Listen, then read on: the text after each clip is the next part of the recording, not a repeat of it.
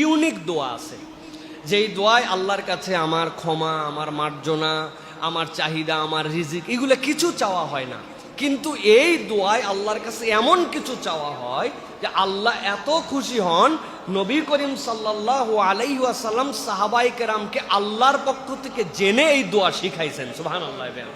নবীজি বলছেন, তোমরা আল্লাহর কাছে বলো, আল্লাহুম্মা জাআলনি লাকা যাক্কারা, হে আল্লাহ আপনি আমাকে আপনার অধিক জিকিরকারী বান্দাদের মধ্যে অন্তর্ভুক্ত করে নেন। লাকা শাক্কারা, আল্লাহ কেবল শুকরিয়াকারী নয়, যে অনেক শুকরিয়া করে আপনার সন্তুষ্ট হয়ে গেছে তার মধ্যে অন্তর্ভুক্ত করে নেন।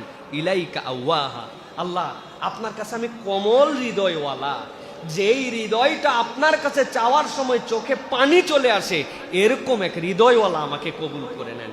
ইলাইকা মুনিবা লাকা মুখবিতা ইলাইকা আওয়াহা মুনিবা, আল্লাহ আপনি আপনার কাছে ফেরার মতো ফেরা, আল্লাহ আপনার কাছে কান্নাকাটি হৃদয়ওয়ালা, আপনার কাছে এমন দিল নিয়ে ফেরা যেই দিলটা আপনার কাছে বিনয়ী হয়ে যায়, এরকম একটা দিলওয়ালা বান্দা হিসাবে কবুল করে নেন। সুবহানাল্লাহ বলেন।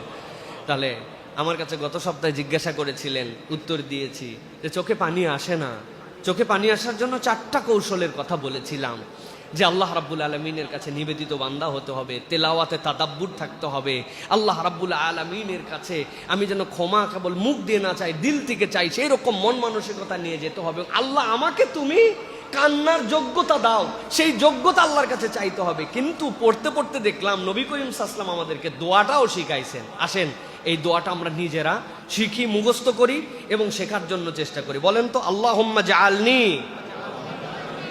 লাকা যাক্কারা লাকা শাক্কারা ইলাইকা আওয়াহা ইলাইকা মুনিবা লাকা মুখবিতা ইলাইকা আওয়াহা মুনিবা।